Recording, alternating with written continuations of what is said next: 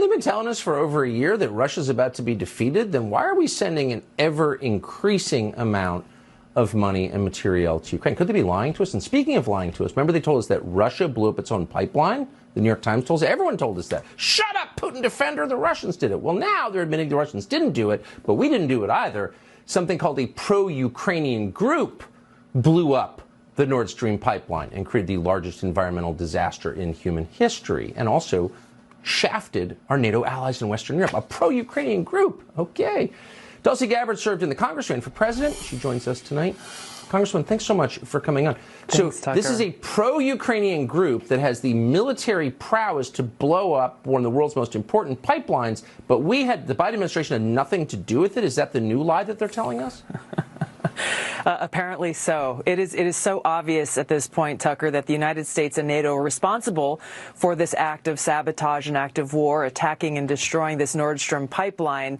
They've been lying to us all along about it. Now they've been busted. And so they're trying to sell us this absurd cover-up story where on the one hand, they're telling us, well, we have this new intelligence that shows us no Americans or Brits were involved in this attack. But then at the same time, we can't draw any conclusions from the intelligence on who actually did it because we don't have specific details on each of the members of this so-called pro-Ukrainian group. Like it's insanity for anybody who's paying attention to what they're saying.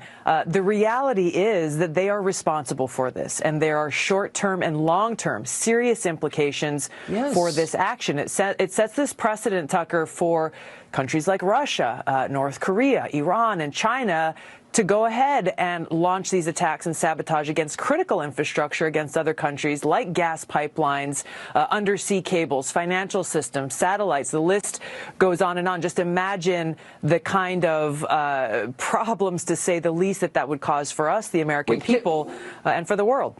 Well, can I just ask a super dumb question? No one's ever answered it. So this pipeline fed Germany, which is the economic engine of Europe. Germany is the key player in NATO. We're all for NATO. We just wrecked the economy of our key NATO ally. If Germany blew up the Hoover Dam, would they still be our tight NATO ally? Like, doesn't NATO have to disintegrate after we get caught doing this? Yeah, that's the thing here. I think a couple of points is the Biden administration, NATO want us to believe that they want us to believe this cover-up story, first of all, which their cover-up story implies that the United States and NATO's military and intelligence agencies are so inept and incapable that nobody knows what was going on. Nobody saw this coming. But secondly, you're exactly right. This was an act of war not just against Russia, but also against our ally, Germany. Yeah. Also, an act of war can only be declared by Congress, not by the President of the United States or anybody else. That clearly didn't happen. And that's where Biden needs to address the nation, tell us the whole truth about what went down, and Congress needs to exercise its oversight responsibilities to actually investigate this, to tell us the truth, get to the bottom of it, and to hold those responsible accountable. Yeah. I mean, it's the craziest, most reckless thing I've ever seen in 50 years of sort of paying attention. Tulsi Gabbard, thank you so much for continuing to call attention. It's just unbelievable. No one is paying attention. It really is. It really is.